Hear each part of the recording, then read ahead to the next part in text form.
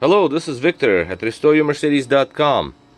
This video is for Todd in Minnesota, and here we have 1995 Mercedes S500 throttle body, ASR of course, and it's repaired. So I just want to show you the operation, actual values, actual readings, and overall condition before I mail this unit back.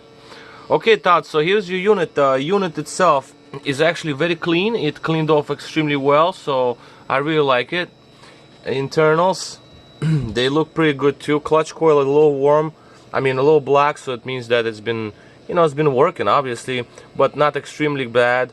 The potentiometer is also pretty good. Doesn't seem to have any sign of overheating or anything like that, and very minimal oil contamination, so this is all good. Cleaned it all off, had it on the bench for 2 days because I finished on Friday. I finished the unit on Friday, and today is Monday, so I just left it on the bench because I had some other units, plus I've been busy with other things, so I had it on the bench. So that's a good test. Now just show you the temperature. This is the case temperature, which gives some sort of an idea of the unit temperature on the outside, but inside it's actually hotter because clutch coil heats up a lot.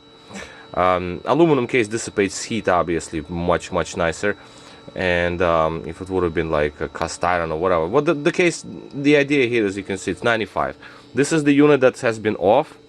It's been just sitting here. As you can see, its temperature is around 60 degrees, and the readings, as you can see, change from 59 to 60, and yours has been working.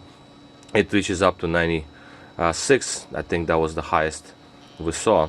So yeah, just to show you that unit has been working. Potentiometer case here obviously is cooler because there is no coil in there and there is no motor in there. Here you got the motor, we got the coil, so all those two, they heat up a lot. So that's the temperature situation. So unit has been working for a long time. It does take a while to warm it up to this particular temperature, so it has to be working to reach this temperature. On the outer case, it's aluminum, like I said, it dissipates heat very well. The overall condition on the outside, it cleaned off extremely well. It's actually pretty good. I don't see a very deep oxidation. I don't see no scoring. The plate had to be, the throttle plate had to be realigned, the activation is extremely light. There's no binding. I might just do one more slight adjustment in this very area because I want to double check. After 2 days on the bench, I have to see inside one little thing and see what's going on there.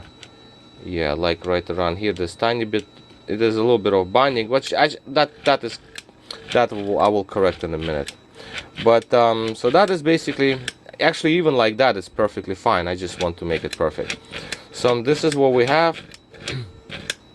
And last thing is, we're going to look at live readings, what the actual control module sees out of this throttle body.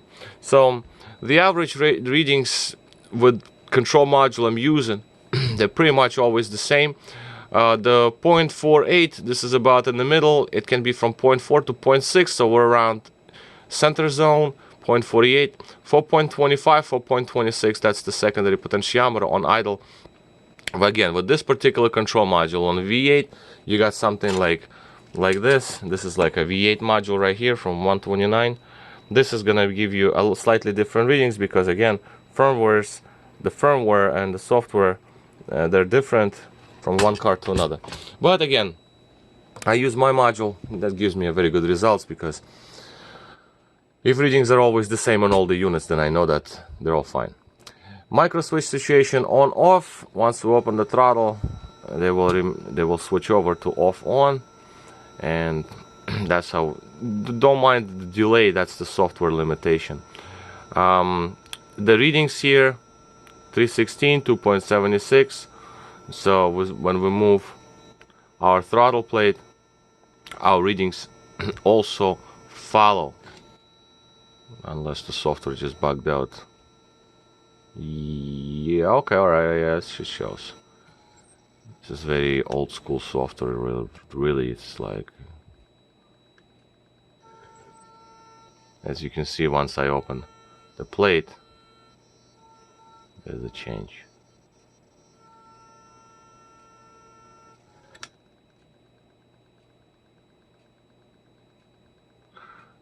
Kind of strange situation I'm looking at. The lower, even though on the V8 those are not being read, but I like it to work. Micro switch on the bottom doesn't show. I don't like that. If it's a software problem or not.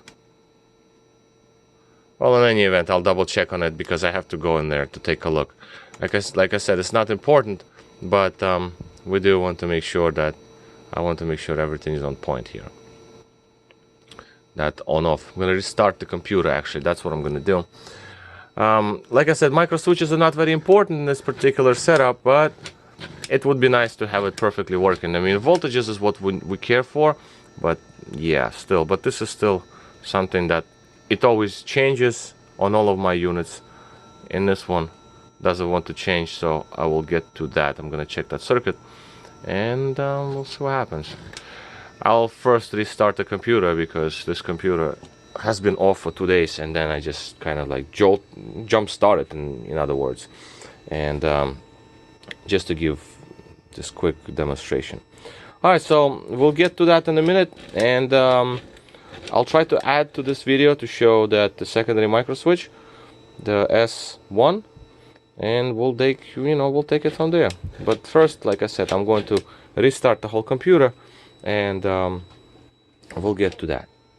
Alright, so this is all for me for now, and I'll talk to you soon. Thank you so much. This is Victor at RestoreYourMercedes.com.